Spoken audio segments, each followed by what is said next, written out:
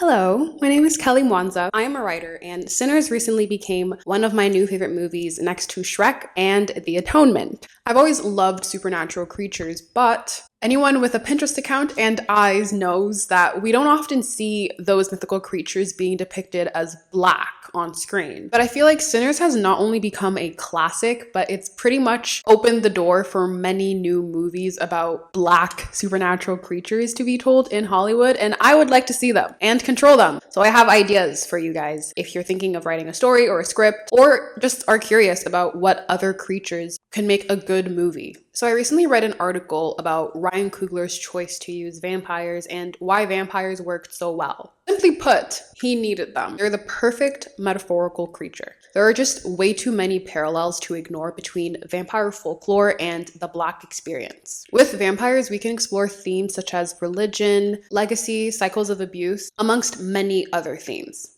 This got me thinking about which other folklore or creatures we could explore the Black experience through. So I compiled a list of 3 creatures that aren't super your go-to, I'm not going to talk about werewolves, for example. That's too obvious. No, we're going to talk about 3 creatures that I think could tell some pretty interesting stories with a Black character. Okay, I have a clipboard, so I'm looking down a lot. Don't mind me. I'm excited about this. Who turned me into this? Number 1 is Medusa.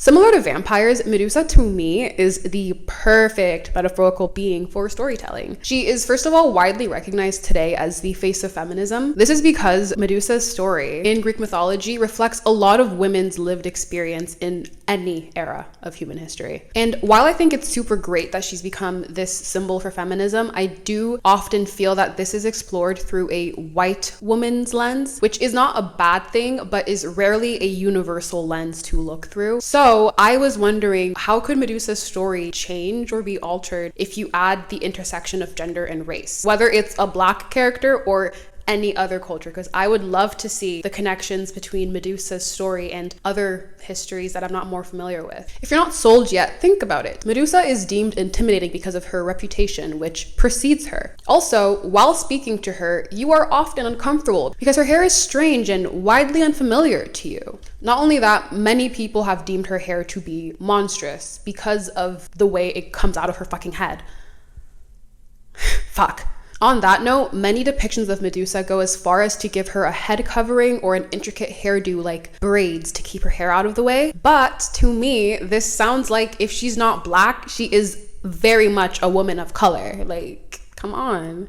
Most of all, though, the biggest question I feel in Medusa stories is, can you trust Medusa? Should we hear her out or should we kill her before she gets us? I also find it deeply interesting that while she's feared, there is still value and incentive in preserving her abilities and in turning her into a spectacle posthumously.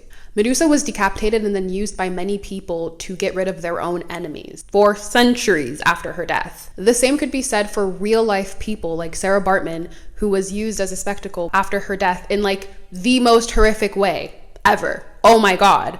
And it took over a century of begging for her body to be returned to her native land. The stories literally write themselves.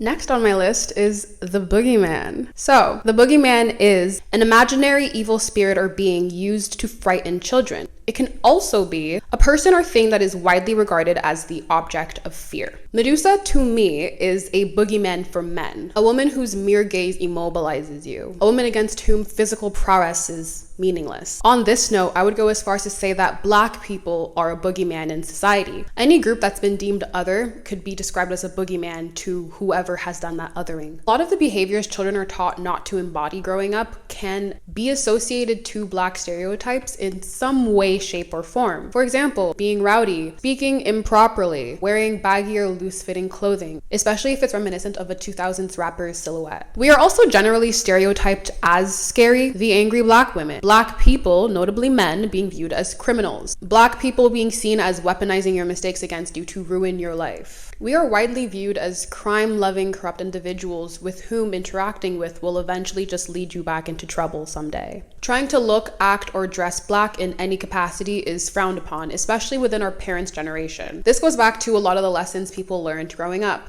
Don't talk like that, don't dress like that, don't act like that, and don't play with those people either. So yeah, I want to see the boogeyman in the movie. But also, I want to see him be a boogeyman. Like, I want him to dance. I think it'd be funny. I think it'd be like fun to make him like a guy who likes to dance. And then people think he's like scary, but he's like, actually, he's not. He just likes to dance. And his reputation precedes him, like Medusa. The final creature here is from my very short-lived Teen Wolf era, so please excuse me.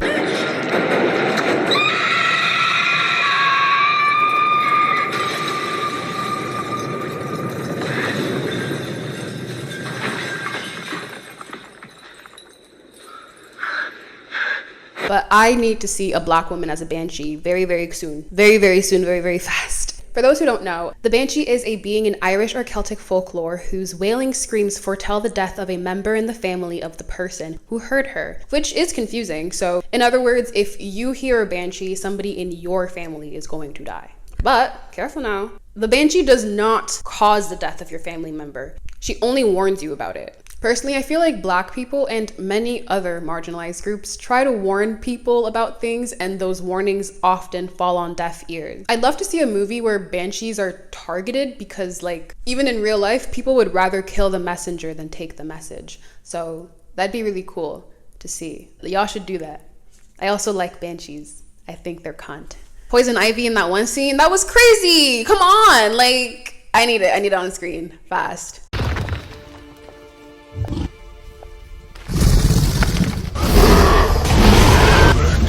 You call that a scream?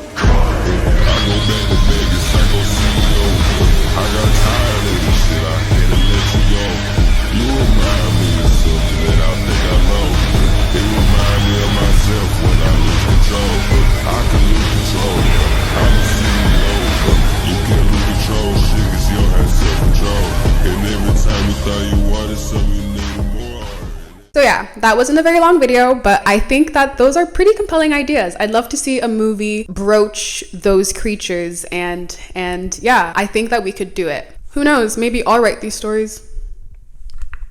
Alright, so thank you for watching my video. I really liked Sinners, and I love the whole going back to the movie experience of it all, like that scene. I think there's a lot to be said about Sinners, and I wanted to do a video that wasn't an analysis video because y'all went in there, y'all did that. But I don't think we need to be targeting vampirism, or like, we don't have to make copycat movies to tell good stories. Like, we can just kind of take the essence of Sinners and then make some new shit. I think the lesson here is we love more original stories. We don't have to do the whole copycat thing, formula bullshit. Like, it's tired. Since I'm not really trying to write the ideas and more so presenting them, I'm curious to see if you guys think that these could be good movies. Do you guys think that I've hit the nail on the head, or should we target different creatures, different movies? Let me know. I'm curious. Have a nice day.